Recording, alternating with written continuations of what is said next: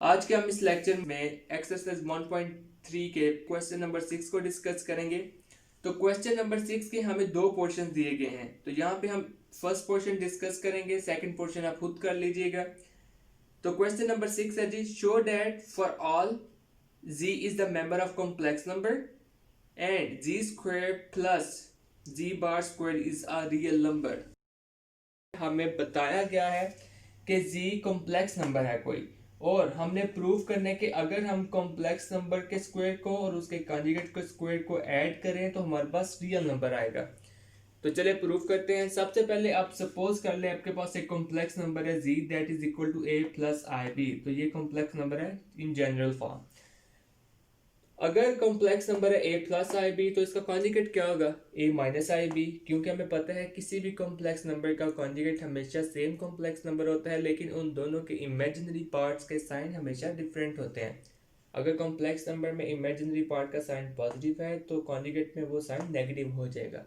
अब यहाँ पे आप एक इंतहाई इंपॉर्टेंट बात समझ लीजिए, वो ये हमने कॉम्प्लेक्स नंबर के सबसे पहले लेक्चर में पढ़ा था कि अगर हम किसी भी रियल नंबर के साथ आई को मल्टीप्लाई कर देते हैं तो वो नंबर इमेजिनरी नंबर बन जाता है, वो नंबर रियल नंबर नहीं रहता।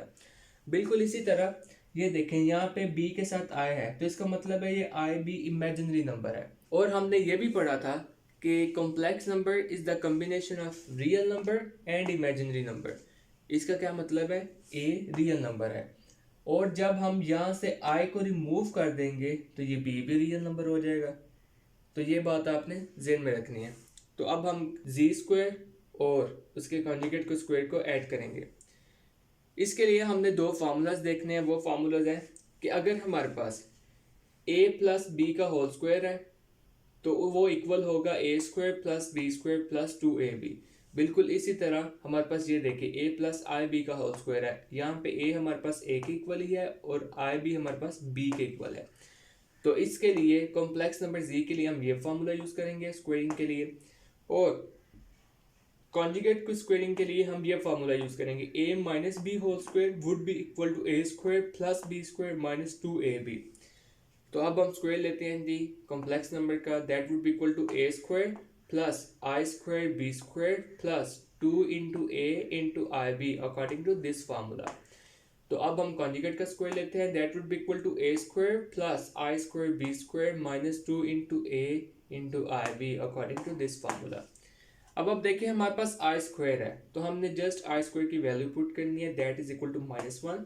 और एक चीज़ और नोट करनी चाहिए आपको, वो ये कि हमारे पास ये देखिए 2 मल्टीप्लाई हो रहा है ए और आई बी से, ये पॉजिटिव 2 है, और एक नेगेटिव 2 मल्टीप्लाई हो रहा है ए और आई बी से, तो ये हो जाएगा पॉजिटिव 2i_ab और ये हो जाएगा negative 2i_ab।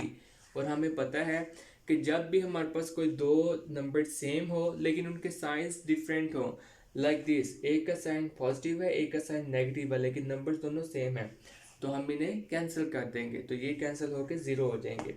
Plus 2i_ab minus 2i_ab would be equal to 0। Okay, ये हम कैंसिल कर देंगे। तो आई स्क्वायर की वैल्यूज हमने पुट कर दी -1 एंड -1।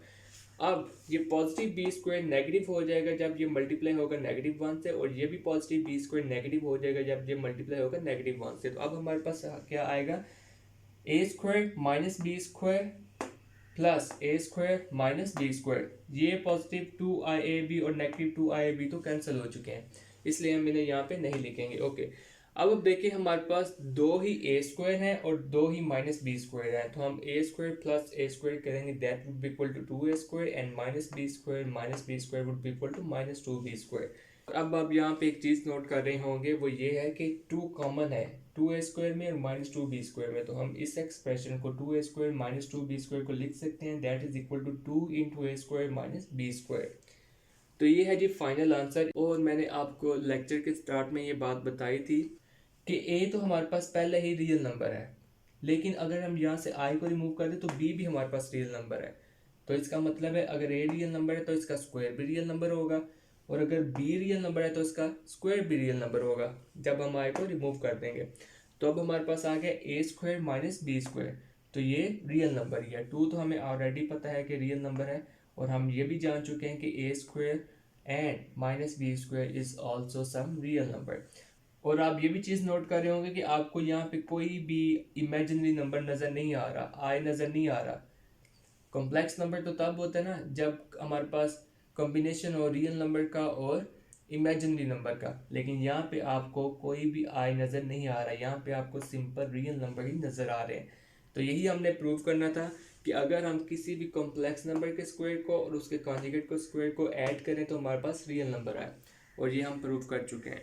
तो ये था जी क्वेश्चन नंबर 6 ऑफ एक्सरसाइज 1.3।